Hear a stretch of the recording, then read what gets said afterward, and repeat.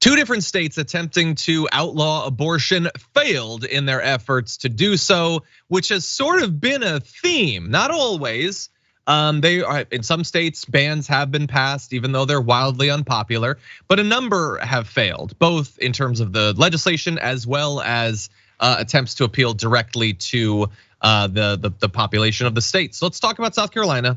Let's talk about Nebraska, both, by the way, dominated by Republicans, the most important probably aspect of this.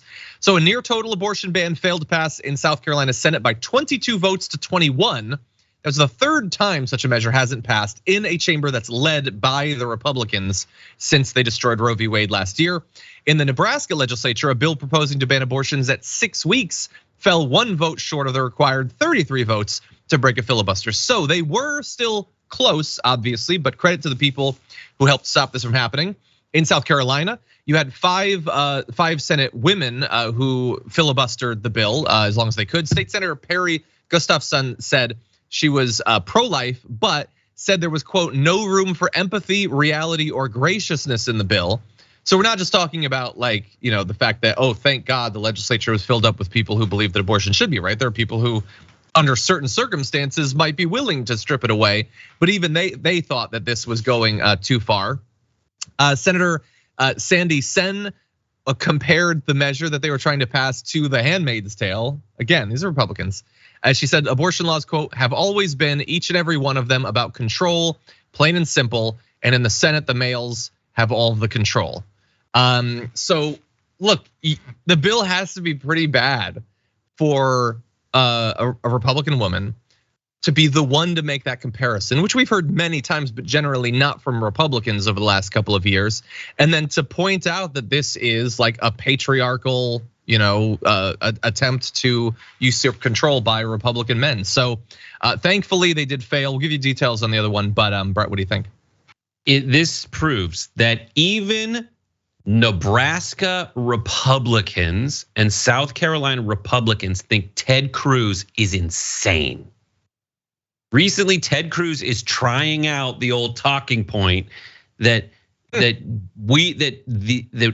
Republicans should stake everything on making abortion illegal, basically, by this weird logic that says the Democrats are out of step with the vast majority of American people. He lies and says that the Democrats want to birth babies and then abort them.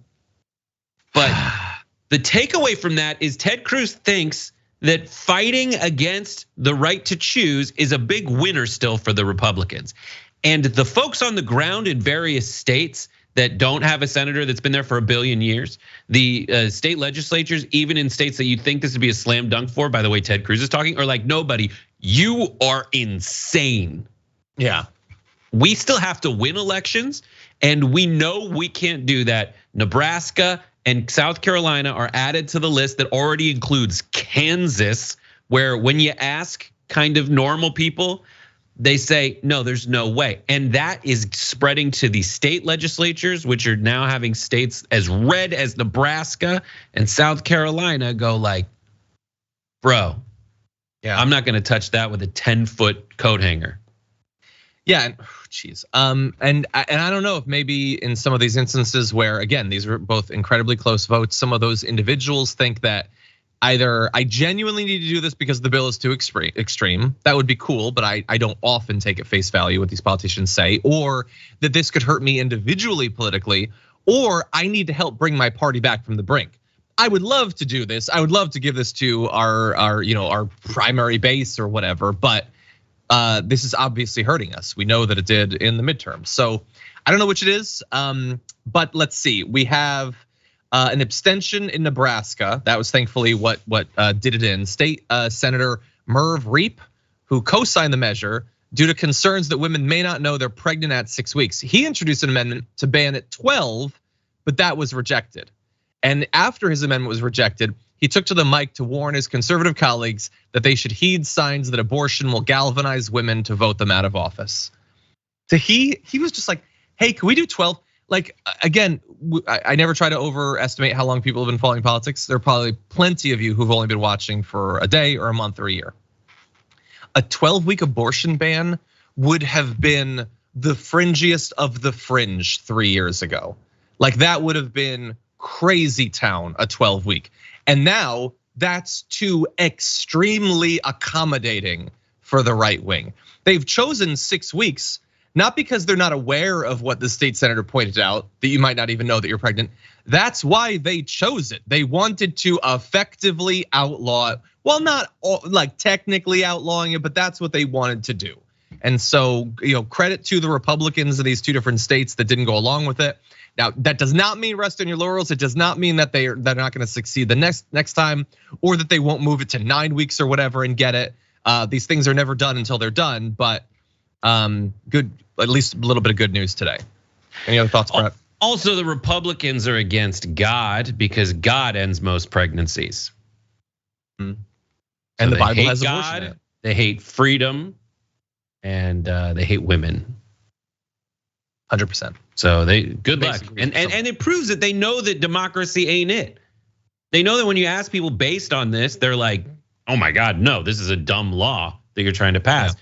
And so they have to, lock themselves up in state legislature rooms to try to scrounge together a filibuster-proof majority to push this over the line. And it's harder and harder to find. What we can't let them do is kind of negotiate their way into convincing people that 12 weeks is reasonable. That's nowhere near enough time to know that you're really like that far down pregnant. And remind folks that most people want Roe versus Wade back. And Roe versus Wade did essentially create an abortion ban after a certain point. So they should be happy, but they weren't. They know that they knew that the electoral politics of scrounging together a big enough umbrella to beat the Democrats had to involve like getting religious people behind them, even though they don't really care about those folks. Yeah, you're right that people want that. Now, in the short term, what people want seems largely irrelevant from day to day. But let's also bear in mind, I mean, we have to deal with the fights of today, but the longer term fight is to get a version of Roe v. Wade again. And by the way, but that would be going against the precedent of Dobbs or whatever. Yeah, but Dobbs went against the precedent of Roe v. Wade. So this is the brave new world that we're in. It's all about power. That's what the Republicans want. Thankfully, though, when we exercise our power, that's actually what the people also want, which is a nice little benefit to have.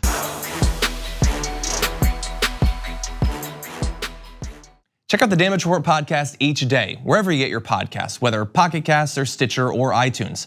You can join me as I give you the news and stories you want, with a range of co-hosts and interview guests jumping in on the fun each day. Again, that's the Damage Report, wherever you get your podcasts. And if you get them at iTunes, don't forget to rate and review. Sometimes I'll read them live on the show.